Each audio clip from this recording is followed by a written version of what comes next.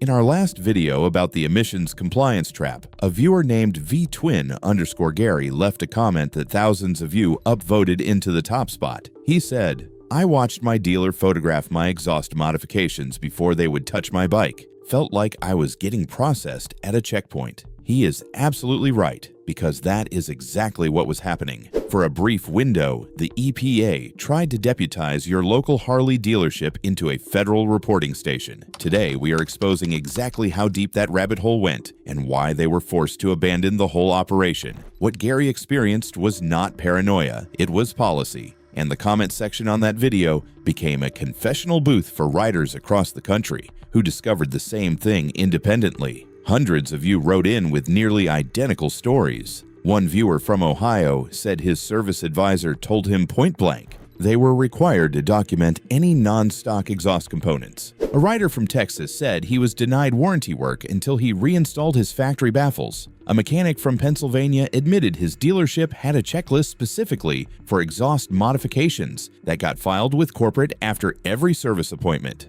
This was not happening in secret government bunkers. It was happening at the Harley dealership on Main Street in towns across America to riders who just wanted an oil change. The pattern became undeniable once you started comparing notes. Different states, different dealerships, different service riders, all following the same script, all asking the same questions about your pipes, all taking the same photographs. What you uncovered in those comments was the footprint of a federal policy that Washington never expected you to notice. They assumed you would walk in, get your bike serviced, and never connect the dots. But working-class riders talk to each other. And when thousands of you started comparing stories, the scope of what the government attempted became impossible to ignore. So what exactly was the component that sent federal regulators into a panic? We are not talking about a turbocharger kit or a nitrous system. We are talking about aftermarket exhaust baffles, simple perforated steel tubes that slide into your pipes and alter the flow characteristics of your exhaust gases.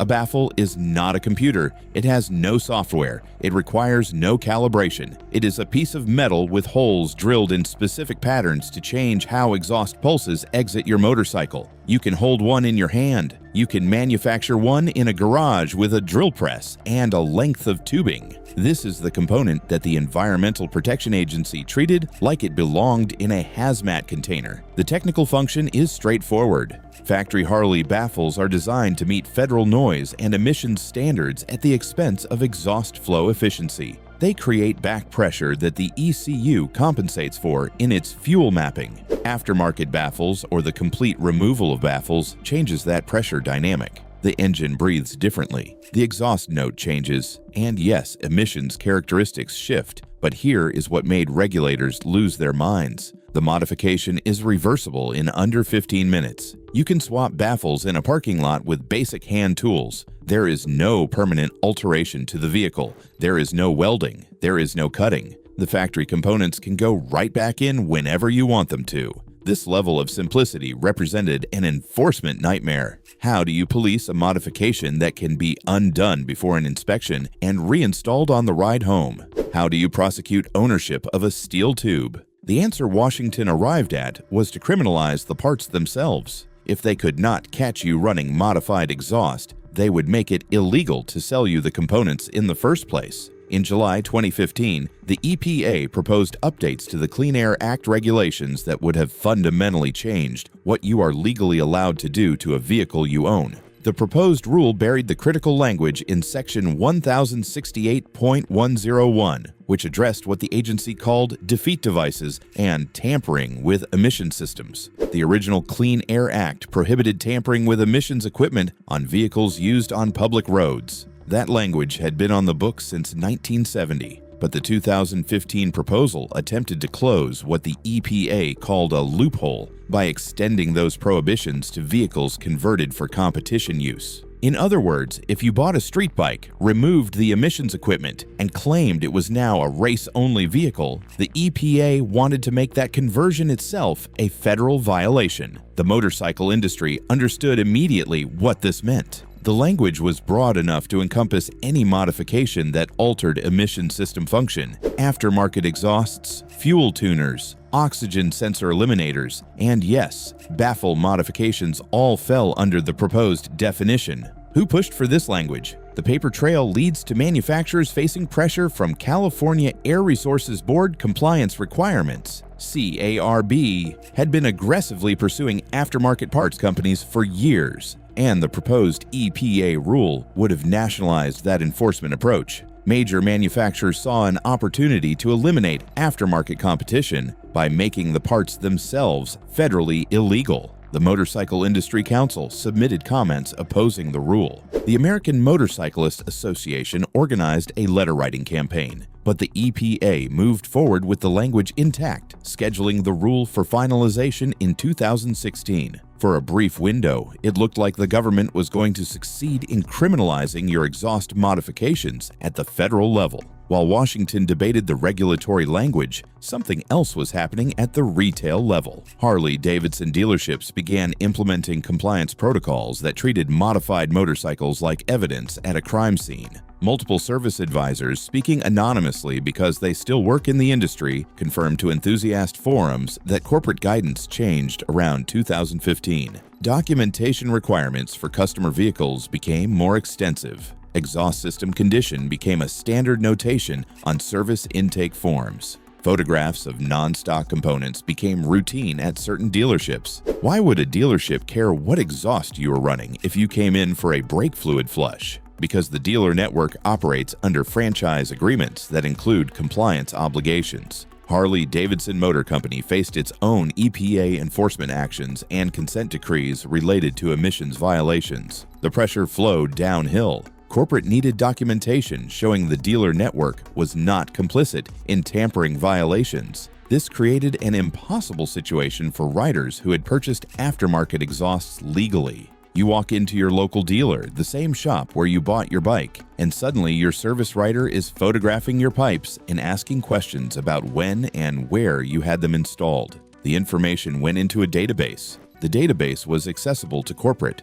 Corporate was answering to federal regulators. One commenter described the experience as feeling like his mechanic had become a confidential informant. The trust relationship between rider and dealer evaporated overnight. Riders started lying about modifications. They reinstalled stock parts before service appointments. They avoided dealerships entirely and took their business to independent shops. The compliance checkpoint that VTwin_Gary described was real. It happened. And it fundamentally changed how thousands of riders interacted with the authorized dealer network. Every time a government attempts to prohibit something that working people want, the same thing happens. The activity does not stop. It moves underground, becomes more efficient, and builds networks that regulators cannot penetrate. The proposed baffle ban created exactly this kind of shadow economy. Riders who once purchased aftermarket exhaust components openly from dealers and retailers started acquiring them through different channels. Garage mechanics began fabricating custom baffles and selling them through word of mouth. Parts swaps at rallies became opportunities to acquire restricted components without a paper trail. Online forums developed coded language for discussing modifications that might attract regulatory attention. Independent shops that refused to implement dealer-style documentation protocols became sanctuaries for riders with modified bikes. These mechanics understood that their customers valued privacy and discretion. A shop that photographed your exhaust and asked intrusive questions lost business to the shop down the road that just fixed your motorcycle without the interrogation. The fabrication side became particularly interesting. Riders with machining skills started producing baffles in home workshops and trading them within their riding communities. The components were simple enough that anyone with basic metalworking capability could manufacture them. There was no serial number, no brand marking, no way to trace the part back to a commercial transaction. This is what happens when bureaucrats try to regulate hand tools and steel tubing. The material knowledge spreads through communities of practice that exist below the level of commercial visibility. The regulations create criminals out of people exercising mechanical competence on their own property. And the enforcement mechanisms become effectively impossible because the prohibited activity merges seamlessly into normal garage work. Blue-collar ingenuity does not surrender to regulatory frameworks. It adapts, routes around, and makes the regulations irrelevant.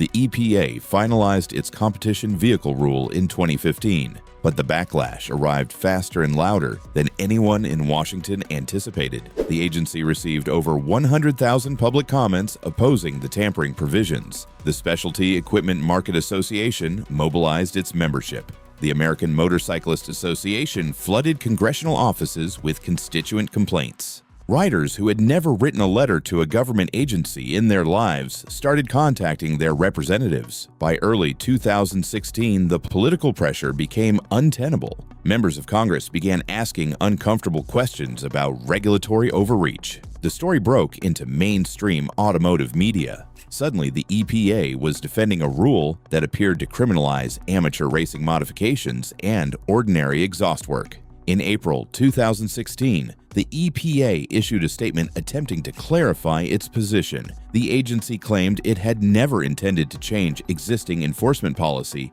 and that the controversial language was being interpreted incorrectly. This was bureaucratic retreat disguised as clarification. The agency withdrew the most aggressive tampering provisions and returned to the pre-existing enforcement framework, but they never admitted they were wrong. There was no formal acknowledgement that the proposed rule had overreached. There was no apology to the riders and businesses who had spent months organizing against the regulation. The EPA simply stopped pursuing that particular approach and hoped everyone would move on. What forced the reversal was concentrated, organized resistance from people who understood what was at stake. The motorcycle community proved it could generate political consequences for regulatory agencies that targeted working-class mechanical freedom. The bureaucrats calculated the cost of continued enforcement against that level of opposition and decided it was not worth the fight. This is how you defeat regulatory overreach. Not by hoping someone else will fix it, but by making the political cost of the regulation higher than the cost of abandoning it. Here is where the story gets complicated, and where you need to pay attention if you work on motorcycles professionally or sell aftermarket parts. The 2016 retreat applied to personal use modifications on vehicles you own. If you remove your baffles on your own Harley in your own garage for your own riding, the EPA backed off from aggressive enforcement of that activity. But the commercial side of the equation never changed. Selling, manufacturing for sale, or installing for compensation. Any component that bypasses, defeats, or renders inoperative emissions control equipment remains a violation of the Clean Air Act. The fines start at $5,000 per violation and escalate from there. Each individual part sold constitutes a separate violation. A small shop that installs aftermarket exhausts on 10 customer bikes is potentially looking at $50,000 in federal penalties before the enforcement action even gets serious. Harley-Davidson itself paid $15 million in 2016 to settle EPA allegations that its Super Tuner products violated the Clean Air Act by allowing customers to modify emissions calibrations. That consent decree sent a message to the entire aftermarket industry about federal enforcement priorities. The distinction between personal modification and commercial activity is where the legal battlefield currently sits. You remain relatively safe turning wrenches on your own machine in your own space. The moment money changes hands, the risk profile transforms completely. An independent shop advertising exhaust work on modified Harleys is operating in a federal enforcement gray zone. A parts manufacturer selling baffles online is potentially one complaint away from an EPA investigation. This legal ambiguity benefits the regulatory apparatus. They do not need to prosecute everyone. They only need to prosecute enough examples to keep the commercial aftermarket afraid. The chilling effect suppresses the market without requiring universal enforcement. The lesson from the baffle ban, and from every other regulatory assault on mechanical freedom we have covered on this channel, is that your hands and your tools remain the final line of defense. When the EPA tried to make exhaust modifications a federal crime, the riders who kept their independence were the ones who could perform the work themselves in their own garages without commercial transactions that create paper trails. This is not about evading legitimate law enforcement. This is about understanding that the regulatory framework is specifically designed to capture commercial activity. because commercial activity leaves documentation. When you buy parts through retail channels and pay shops to install them, you create records that enforcement agencies can access. When you fabricate your own components and install them yourself, you exist outside that surveillance infrastructure. The right to repair your own property is under constant pressure from manufacturers who want subscription relationships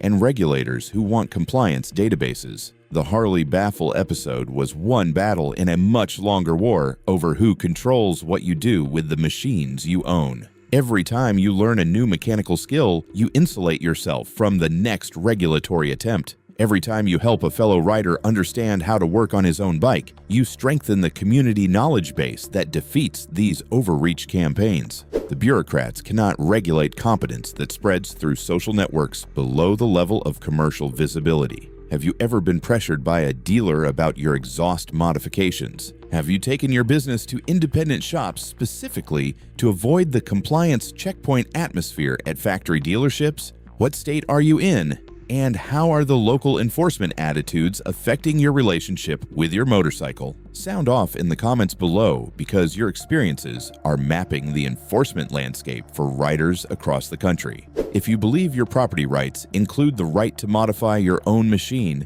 hit the subscribe button to stay informed. Keep turning your own wrenches, keep those skills sharp, and we will see you in the next one.